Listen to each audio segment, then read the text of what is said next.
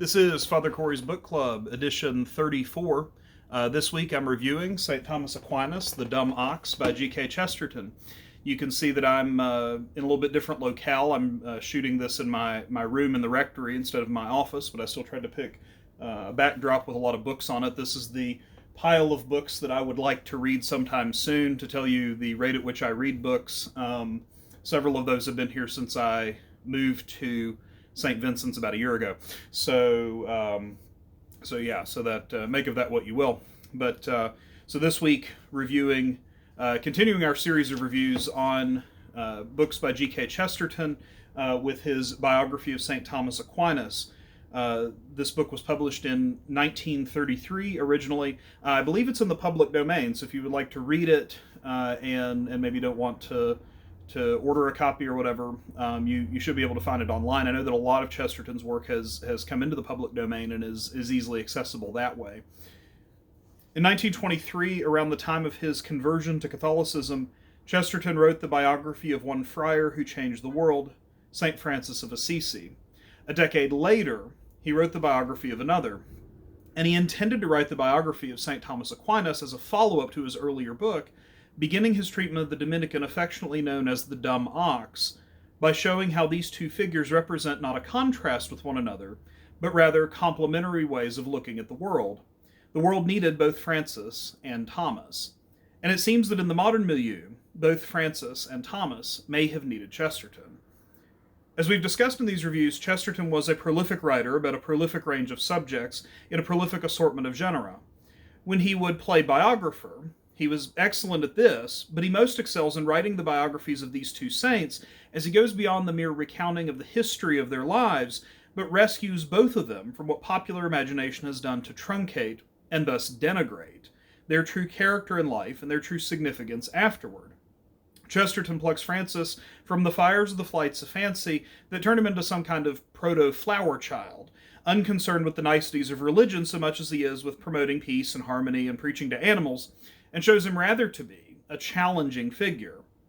And a decade later, he rescues Aquinas from being a mere philosopher, and further rescues him from many who purport to be his philosophical offspring.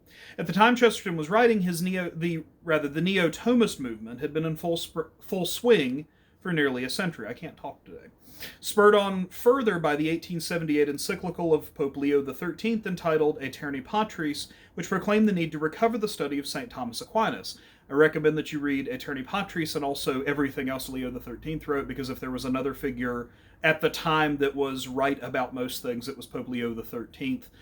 So much so that the 100th anniversary encyclical that when John Paul II wrote his encyclical Centesimus Annus, on the 100th anniversary of Leo XIII's most notable work, Rerum Novarum, on the relationship of capital and labor and society, John Paul is writing this effectively to tell why Leo XIII's principles brought down communism. That basically Leo XIII was right, and 100 years later we see him vindicated in the fall of the Soviet Union, which had happened right around that time that Pope John Paul was writing.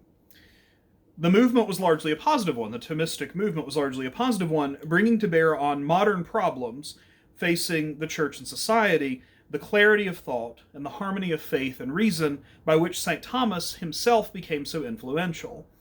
And yet some took this movement too far, as happens with any movement. It seems bound to happen in the intellectual sphere that there is someone who moves further than the scope that the movement was meant to move. Chesterton recovers a truer vision of the spirit of St. Thomas, one which is praised by the great medievalist Etienne Gilson, who was at the forefront of the modern Thomistic movement. Himself no slouch in matters concerning Thomas, an author of many excellent books on the man, and I would recommend you read also Gilson, because, excellent figure, excellent, especially when it comes to Thomas. He still deferred to Chesterton, though, as having written the greatest volume on St. Thomas ever produced, which is remarkable because, again, like his biography of St. Francis, this is not a very long book. But it so well captures the spirit that even though Gilson, who wrote thousands of pages on Thomas, could still say this was the finest work on him. The reason why this is such a good book is that it's because Chesterton doesn't really try to write a biography, though he maps what he has to say about the development of the thought of St. Thomas to the events of his life. Rather, he's attempting to show how this seemingly simple man held such a deep and penetrating vision of God within himself, not by the brute force of rationalism, but by extraordinary humility and holiness. Reading this book has prompted me to get back in touch with the study of St. Thomas, something that was really heavily emphasized when I was in seminary, particularly in those first couple of years where we were engaged mostly in philosophical studies. And the joke was that my seminary, it was all Thomas all the time, which is not a bad thing. But it's prompted me to get back in touch with the study of St. Thomas, who's a solid rock amidst the many winds and waves of popular opinion that can drag us away from the true God. I think if I were going to teach a class to introduce students to St. Thomas, I would almost certainly have Chesterton's treatment of him as the first textbook. If you would like to, if you read this and yourself are similarly inspired to study St. Thomas, there's a lot out there, of course. There's a lot of primary texts. If you're daunted by the prospect of reading Aquinas himself, there's a few good helps to that, a few authors that have written some good books, and I'll link those in the description. I think perhaps the best bang for your buck is going to be Peter Kraft, our good friend that I've reviewed a number of times in the pages of my book club. This is the Summa of the Summa. So the Summa Theologica is, of course, St. Thomas's kind of magnum opus. It's his best known work. It is, as the name suggests, a summary of what can be known about God, what can be known about theology.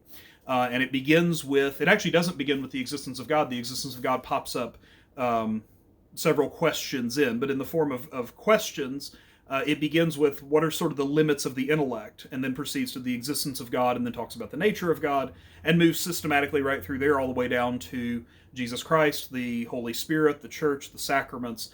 He left it unfinished. St. Thomas very famously had a vision near the end of his life, as he was working on the Summa, the end of his very short life. He died at only the age of 49.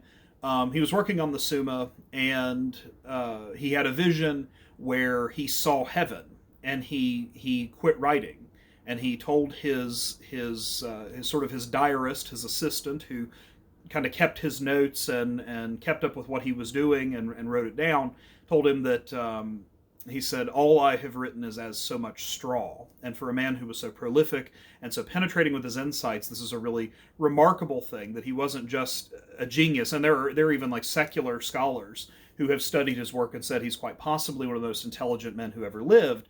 Quite possibly the most intelligent men who ever lived, but also profoundly holy. And that's really what makes him so significant. It's not the amount of ink he spilled talking about the things of God. It's not any of the academic work he did, even though that is significant and that influences the church for the following 8 centuries. That the thing that really makes St. Thomas who he is that he's a saint, that he really knew God. He didn't just know about God, he knew God.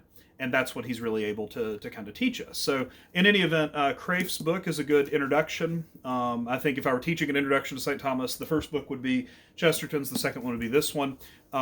Kraft goes through and kind of abbreviates different questions in the Summa, and then includes some commentary beneath. And Kraft is also he's a philosophy professor, and he's kind of a master, I would say, among the better English-speaking professors of Thomas currently alive today.